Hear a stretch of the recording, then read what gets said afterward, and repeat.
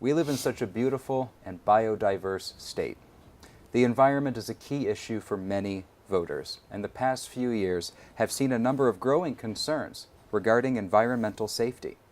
Lead in the water at Portland Public Schools, controversial air emissions from glass manufacturers in Portland, cyanotoxin in the water supply for Salem, oil spills in both the Willamette and Columbia rivers, and a proposed liquid natural gas pipeline that encroaches on native land.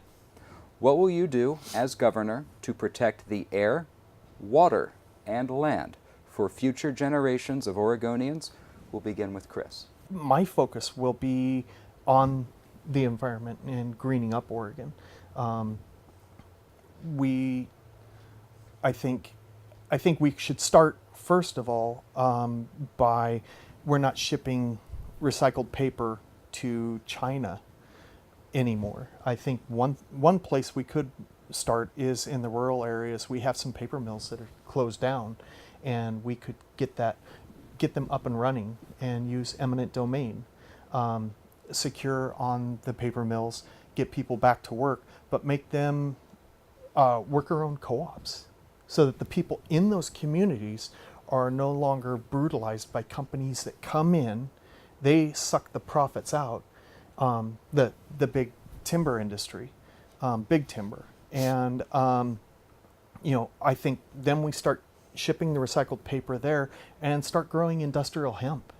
That's a big libertarian issue. You know it.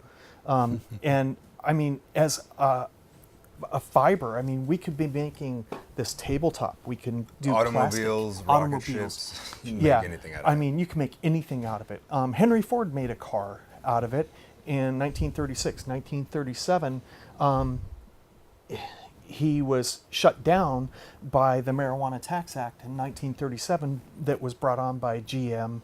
I don't want to put a tin hat on. This is what actually happened. William Randolph Hearst. Yeah, and Hearst, we're all wearing that tin because hat. We Hearst heard the story. needed papers for his newspapers.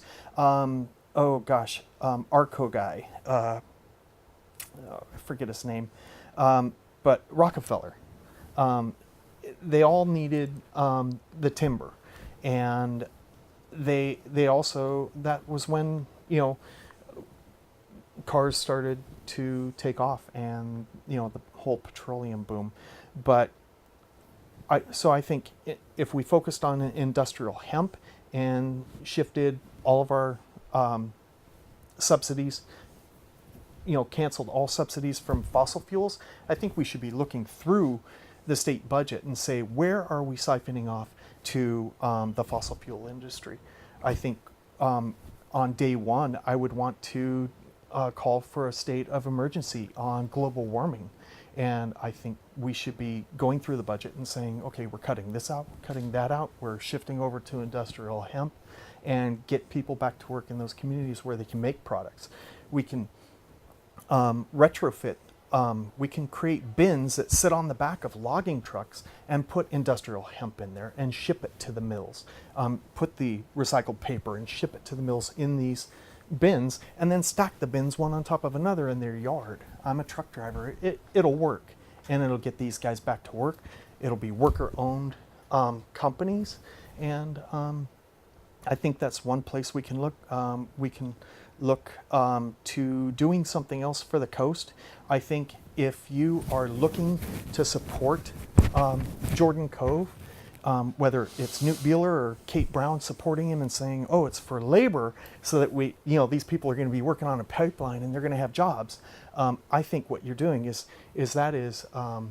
right there. That's climate change denial by supporting the industry itself. All right. I think we can get them to work doing the other things. We're at time for that question. Sure.